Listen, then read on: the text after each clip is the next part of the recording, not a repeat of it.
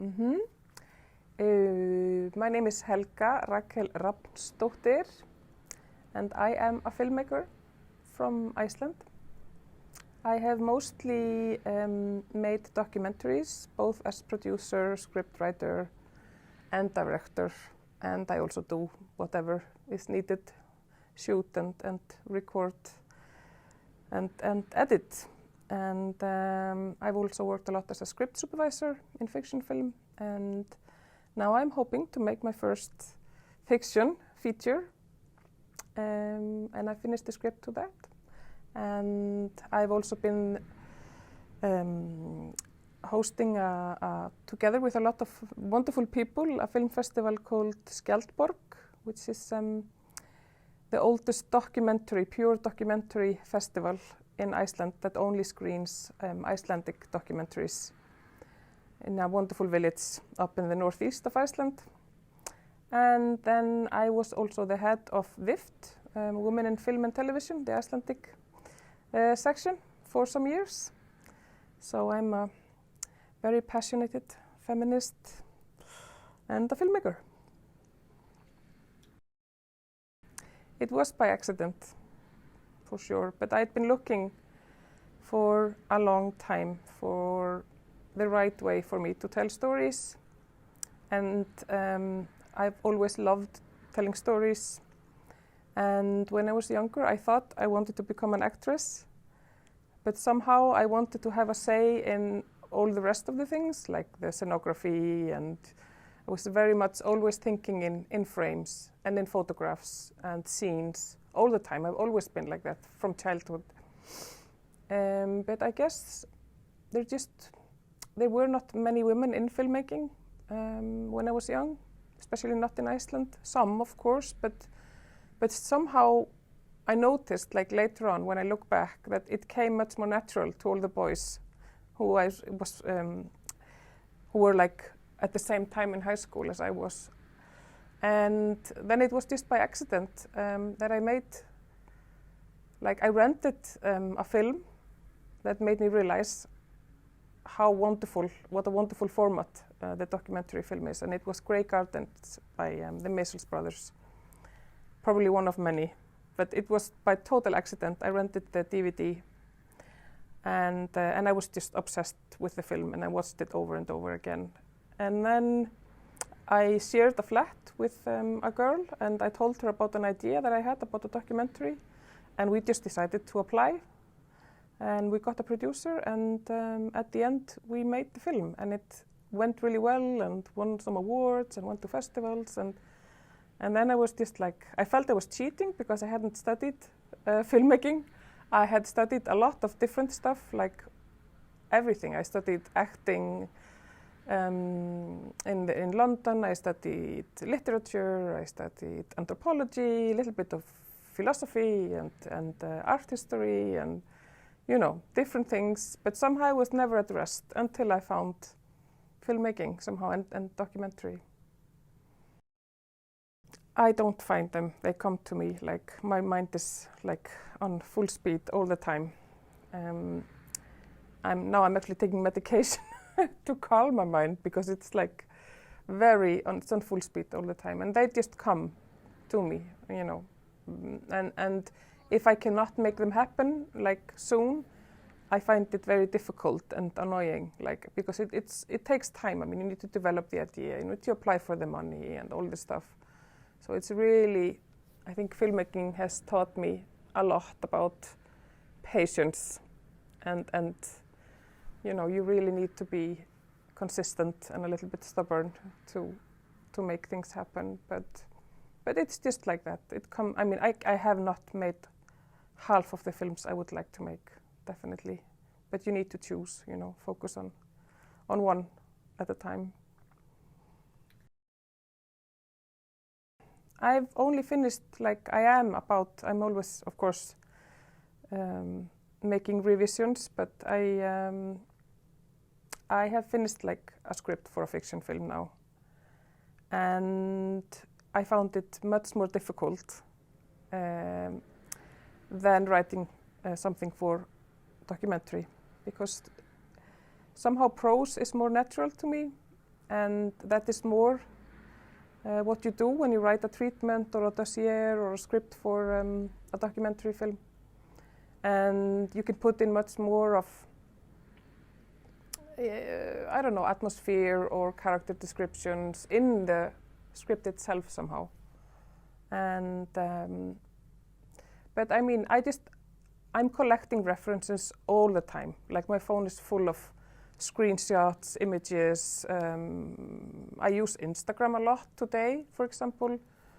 And I'm always on the outlook for ideas and references and you know. And I really believe that if you have an idea and you have an author, or you have a subject and an author, or the person who creates the film, there is like this universe, and it's there.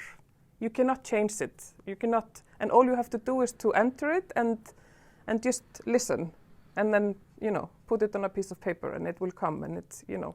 But it's a lot of work, and you need to, you know, leave and return and write and process. I mean, the work is of course not all about writing. That's the most boring part, you know. And that's where you need the most discipline. And I mean, it's frustrating and everything, but it's you know, time is very important. I don't know if that answers your question. I think the relationship you have beforehand is very important, and I think it would also be important for me in fiction. I mean, I have a background in acting. I've directed a lot, like taught drama and theater to kids. I don't think it's going to be unnatural for me to direct in cinema. And for me, I mean, directing in cinema is of course not only about the actors. It's so much. I mean, you need to work with all the other art departments.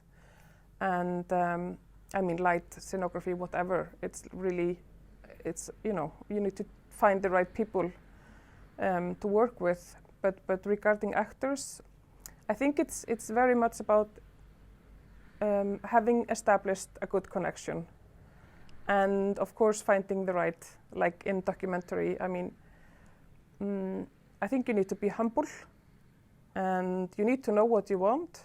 And I'm very, like when I'm shooting documentary, I'm very confident. I'm like, it's the place where I'm most confident, is behind my camera, and I'm, you know, directing people, asking them to do something, or not asking them. Or usually I don't ask people to do much in documentary, but I ask them to wait. Can you wait a little bit?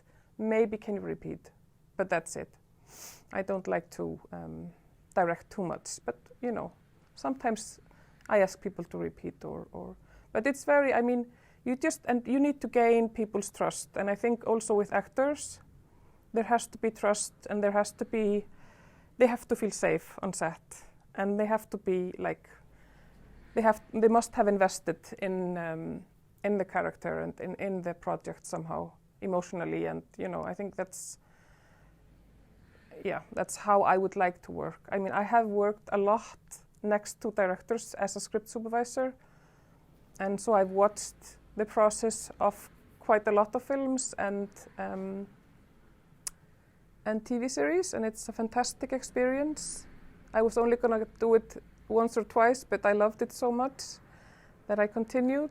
And I was only gonna do it a couple of times to prepare for my fiction, but then somehow I got stuck in it because I really liked it.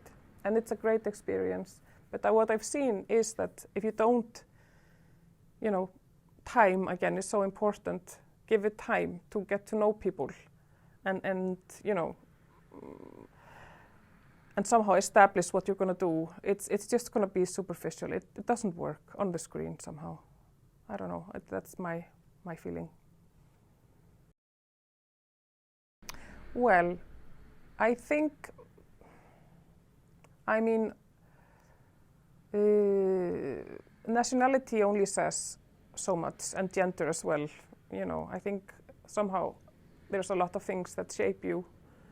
And when I was younger, like starting as a filmmaker, I used to write like in the introduction, if I was sending my, you know, CV or something to festivals, like Helga Rakel is an Icelandic country boy, you know, because I always felt like a country boy somehow.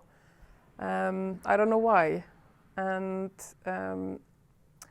but then again, of course, I am a woman and I have children, and I know what it is to be a woman, even in the feminist paradise that Iceland's supposed to be, which of course it isn't.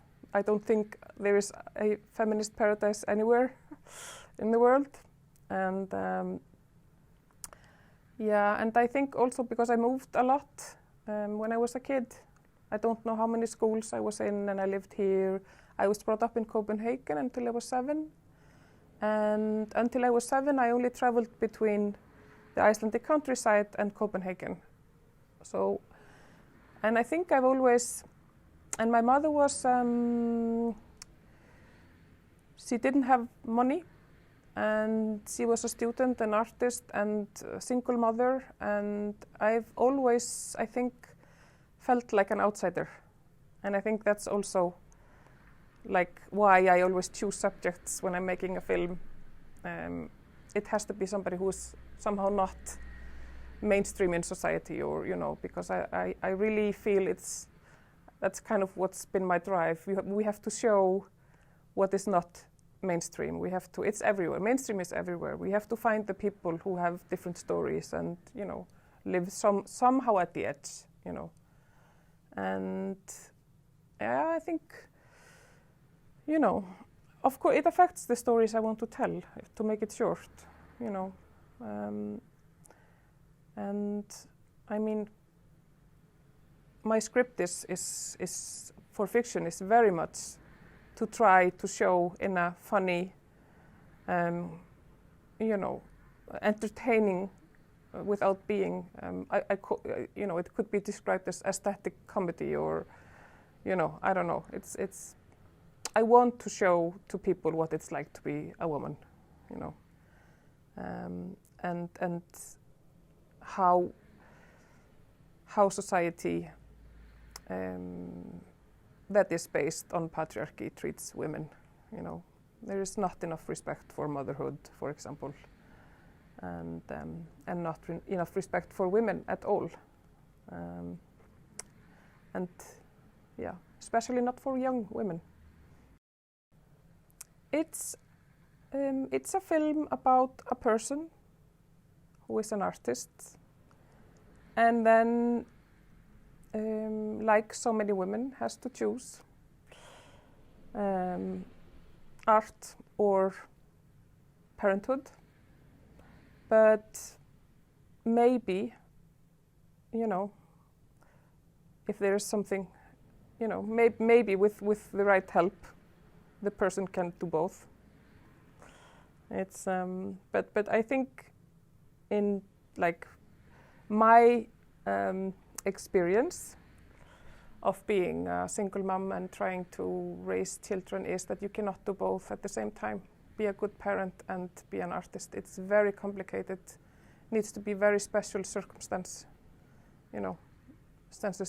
for you to do it. And I ended up myself sometimes choosing motherhood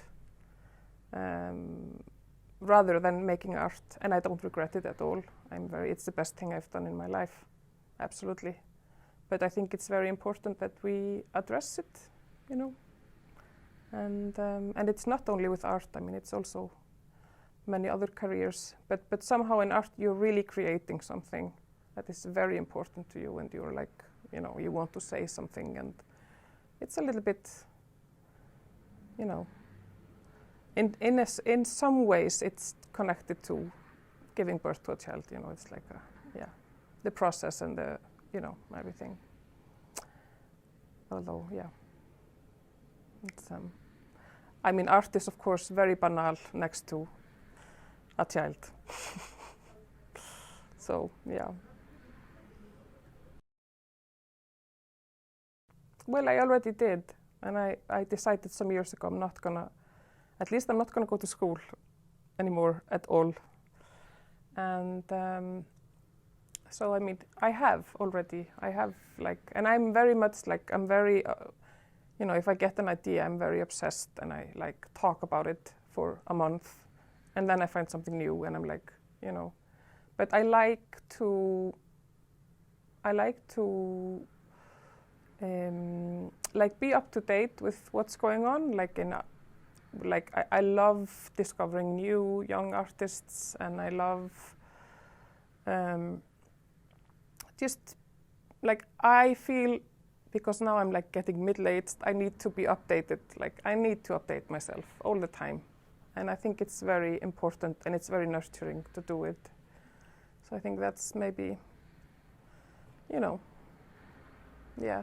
I would love to paint, but I'm just not qualified. I'm not very good at it, so I have it like in my mind. I need to do watercolor, but that would probably just be to rest. So yeah, no, I mean, I've done so many things. Now I just want to make my films, like the films I already have in my system. I need to make them first.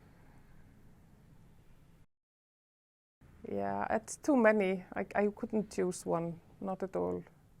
But I've been quite, for the last 10, 15 years, I've been quite allergic to